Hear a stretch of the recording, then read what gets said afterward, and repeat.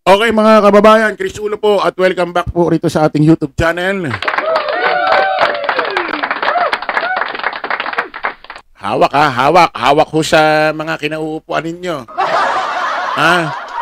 Kasi baka mahulog ho kayo sa, mahulog or mawala kayo sa pwesto sa kinauupuan nyo dyan sa upuan nyo.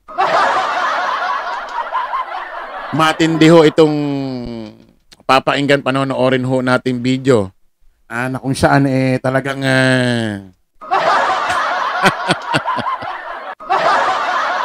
pag-usapan ho natin itong napakagaling number 1 ho nating senador at pinakamarami hong nakuwang boto ho nung nakaraang eleksyon. Pinakamataas hong botong nakuha ho sa Senado bilang senador sa kasaysayan ho ng Kalawakan. Walang iba, Senador Robin Padilla. At syempre, itong isang viral trending na kung saan dating mahirap, dating nasa lansangan lang, at nagtagumpay sa negosyo, yumaman. Ha? At ngayon ay milyonaryo na yata ito at merong party list. Oh. Walang iba. Diwata. Diwata. hindi si ano to, hindi si ano to, hindi si Diwata, ano ito sa Paris Overload o si ano pala ito, Salpanelo. Oo, kayo kasi. Oo, pati ako kasi sa Facebook, laging nila sinasabi ito si Attorney Salpanelo, kamukha raw ni Diwata. Oo, sino ba hindi nakakilala kay Salpanelo? Dati alam ko naging spokesperson din ito tapos bandang huli naging legal counsel ho ni Digong. Sino pa ba si Digong? Yung naging presidente ho natin sa Kasamaang Palad.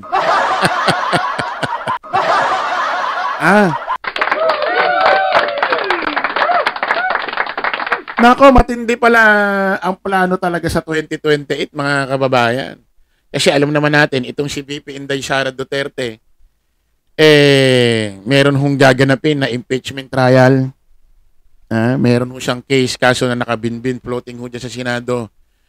Yung impeachment trial niya, nagaganapin sa Pasko na yata. Tapos,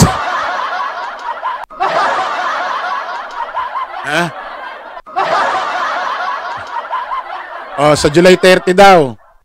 July 30. August. Nangangamoy bare months na. Putik. Baka pag sinimulan niya, may nangangaroling na. Matindi.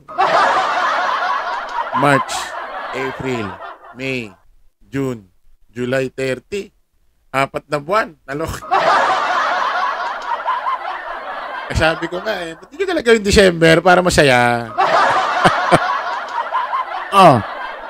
Kasi mga kababayan, kapag na-convict, na talagang napatunayan, nagkaroon ng katiwalian sa OBP at DepEd through VP Inday Sara Duterte, ito hong si VP Inday Sara Duterte, hindi na ho makakatakbo ng kahit anong posisyon. Diyan ho sa barangay hall. Sa barangay hall. Diyan, dito ho sa ating gobyerno, hindi na ho makakatakbo kahit anong posisyon. Kahit yung pinakamababang posisyon pa. Wala. Kagawad. Hindi naman binoboto ang kagawad. Yung pinakamababa, ano ba pinakamababa? Kagawad. SK, ano pa? Wala, hindi na makakatakbo siya kahit anong posisyon sa gobyerno. Ngayon, ang wala na wala. Sa totoo lang mga kababayan, wala na Digong.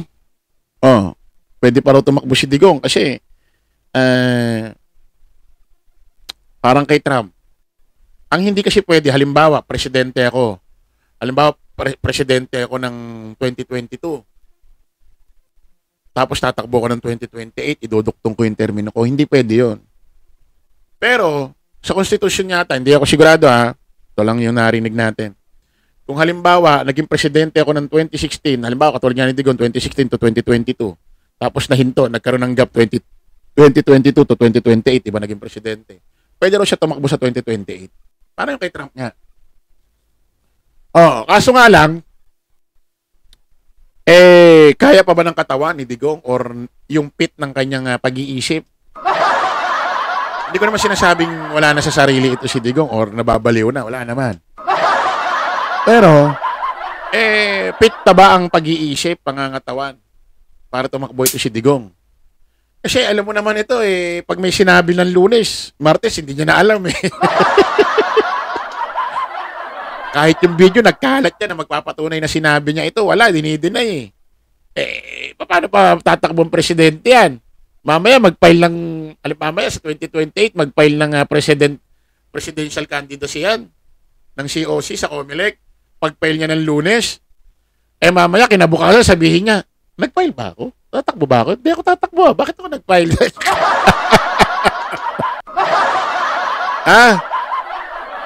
Wala nang pambato eh. Kung sakaling talagang si VP Inday Sara Duterte, makonvict. Hindi na makakatakbo ng kahit anong posisyon, wala na eh. Sino patatakbuhin niyo? Si Baste.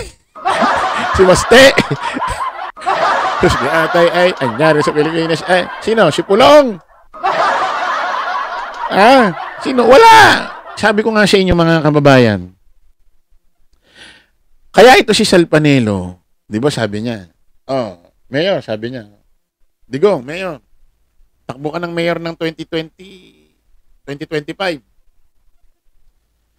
Tapos, pagdating ng 2028, alis ka na agad sa pagka-mayor, magpresidente ka. Tingnan nyo, kahit matanda na si Digong, pilit nilang pinatatakbo pa rin presidente sa 2028. Kasi nga, alam nila sa kampo ng mga Duterte, sa pamilya Duterte, ito na lang talaga yung may asim eh. Kumbaga may konti pang ipipiga eh. Kumbaga pwede pang magamit eh. Pwede pang magamit. Alam niyo 'yon? Kumbaga pwede pang magamit sa sarili nilang agenda. Kasi alam naman natin pag naging presidente si VP Inday Sara or si Digong ulit, pwede mabigyan ng mga posisyon itong mga ito sa gabinete. Si Roque, si Sal Panelo, di ba? Kasi ngayon dito hindi sila makaporma sa administrasyong Marcos. Wala silang pwedeng maging posisyon.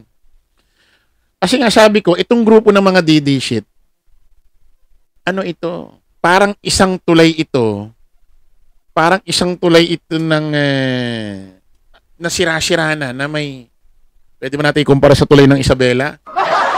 Parang isang tulay na marami ng damage, marami ng crack, lumang-luma na nagmimistulang parang pandikit na lang si Digong sa gitna. Kaya, itong tulay ng DD shit, nakaduktong pa,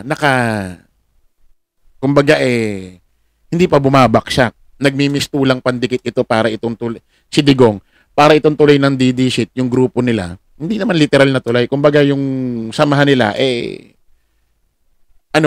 still na nakatayo pa. Pero marami ng crack, marami ng damage.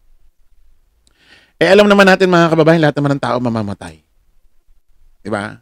Lahat naman na pupapunta dyan. Ito si Digong ang tanda na Kung sakali lang ito kukunin na, pagpapahingay ng Panginoon, wala na si Digong. Yan tulay na yan, na nagmimistulan si Digong ay pandikit. Pag si Digong wala na, baksak na yan. Wala na.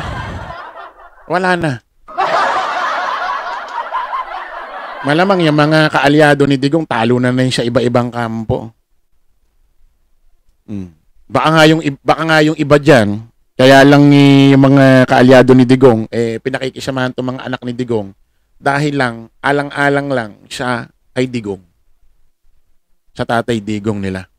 Baka nga yung iba dyan hindi gusto ang mga pag-uugali ng mga anak nito. Naaalala nyo, di ba si Baste? Pinaringgan, binanatan niya sa Maisog Rally, sa entablado si Bongo. Ganon-ganon niya na lang sinabihan si Bongo sa entablado. Sabihin, underestimate niya. Si Bongo, walang sinabi nun. Sipin mo yun, ha? wala na. Sino magtutuloy ng pagiging DD shits? Baste? Pulong? Wala. Kaya ngayon, etong mga kaalyado ni Digong, especially itong si Diwata, itong si, Sal Panelo, naghahanap, nagse-search kung sino ang po pwedeng maging presidente ng pwede nilang ipatakbo sa 2028.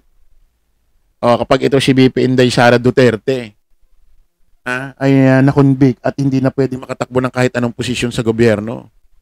Mayroon pala silang hinahanda, hinihinog. Si Senador Robin Padilla. At ang nakakatawa rito, pakinggan nyo ho kung ano reaction ni Senador Robin Padilla nung nalaman niya, inaalok siya at pinipilit siya patakbuhin ni Sal Panelo bilang presidente sa 2028. Ay ganyan ha.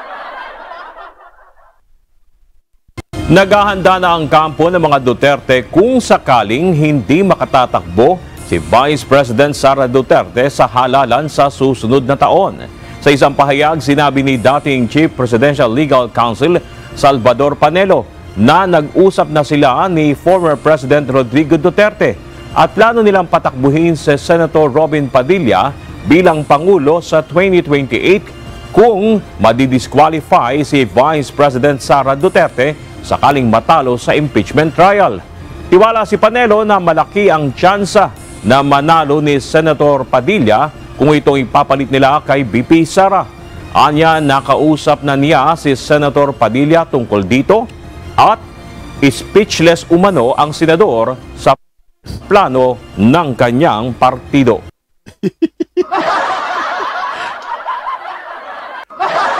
Ulitin nga natin isa. Anya, nakausap na niya si Senator Padilla tungkol dito at speechless umano ang senador sa plano ng kanyang partido.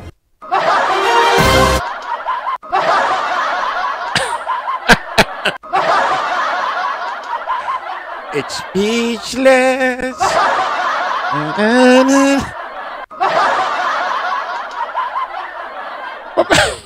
Paano kayo speechless, no?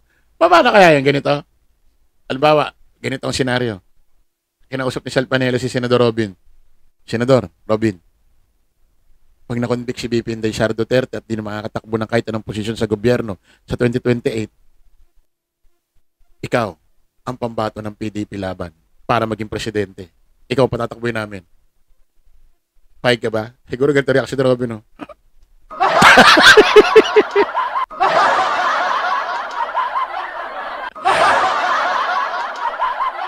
Ako?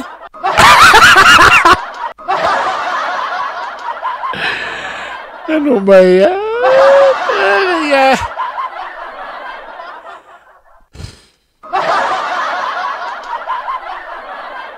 Masakit ulo ko sa nangyayari. Para nangyayari ngayon, putik pasikatan na lang yung posisyon, ha. Tataka naman ako kay Sal Panelo. Siya ang abogado, siya ang maraming alam sa batas. Siya ang hindi tumakbo.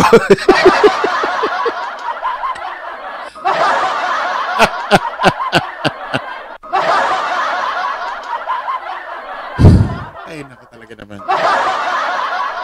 Okay, ano masasabi niya rito mga kababayan? Leave na lang ho kayo sa comment section. Ha?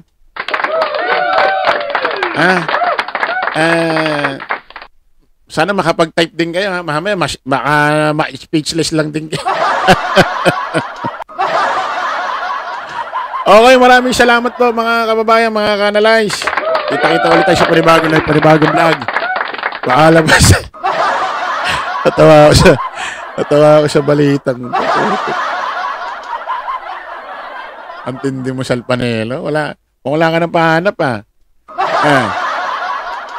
Okay, bye-bye. Kita-kits tayo mamaya. Bye-bye.